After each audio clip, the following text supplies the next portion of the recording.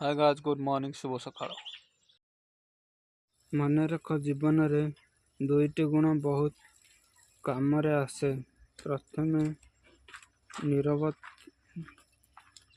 ରହିବା, କାରଣ ନୀରବତା ଠାରୁ ବଡ଼ ଉତ୍ତର ସଂସାରରେ ଆଉ କିଛି ନାହିଁ। ଦ୍ୱିତୀୟ କ୍ଷମା, କାରଣ କ୍ଷମା କରୁଥିବା ଲୋକଙ୍କଠୁ ବଡ଼ ହୃଦୟବାନ ଏ ସଂସାରରେ କେହି ନାହିଁ। ଝିଅର ବାପାକୁ ଝିଅ ଶ୍ୱଶୁର ଘରେ ସମସ୍ତେ ଛୋଟ ଭାବନ୍ତି। ସମସ୍ତେ କୁହନ୍ତି ଝିଅର ବାପା ମା ସବୁବେଳେ ଝିଅ ଘରେ ମୁଣ୍ଡ ନୁଆଇ ରହିବା ଉଚିତ। କିନ୍ତୁ ଲୋକ ଭୁଲିଯାଆନ୍ତି ଯେ ଝିଅର ବାପା କନ୍ୟାଦାନ କରି ଆଉ ପୁଅର ବାପା କନ୍ୟା ଗ୍ରହଣ କରନ୍ତି।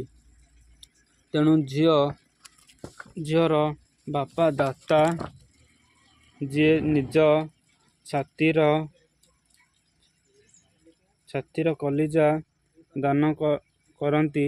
ଆଉ ନିଜ ଛାତିର କଲିଜାକୁ ଦାନ କରୁଥିବା ବାପା କେମିତି ଛୋଟ ହେବେ?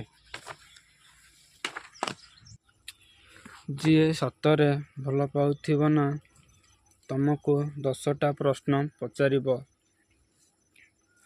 କୋଉଠି ଅଛ, କ'ଣ କରୁଛ, କାହା ସହିତ ଅଛ ବୋଲି।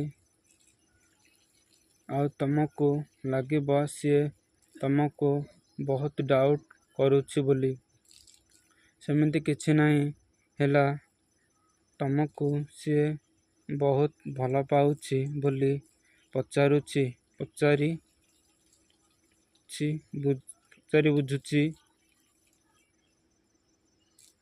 ପାରିଲ।